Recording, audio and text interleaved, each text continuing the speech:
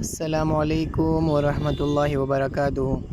मैं हूँ खालिद नवाज़ और मेरे साथ मेरे प्यारे दोस्त अरेश अहमद भाई।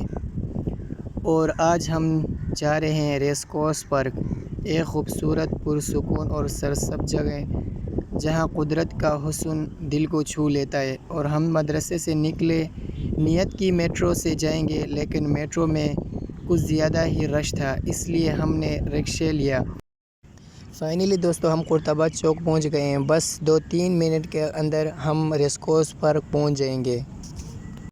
दोस्तों जैसे ही हम रेस कोर्स पर के अंदर दाखिल हुए, एकदम से माहौल बदल गया। हर तरफ हरियाली, बुलंद व बाला दरख्त और ठंडी हवा का खुशगवार झोंका।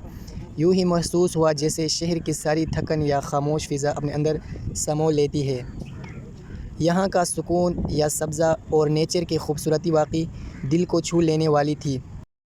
अगरचे पार्क में काफ़ी लोग मौजूद थे, लेकिन हमने ज़्यादातर कुदरत मनाजिर को कैमरे में क़ैद किया। दरख्त, फूल और वो नरम सी रोशनी जो सब कुछ निखार रही थी, वाकई ये लम्हे एक खूबसूरत याद बन गए।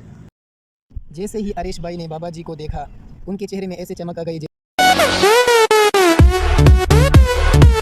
जैसे ख़जाने का नक्शा मिल गया हो, और मुंह में पानी ऐसा आया जैसे सामने बिरयानी नहीं स्ट्रिंग रखी हो।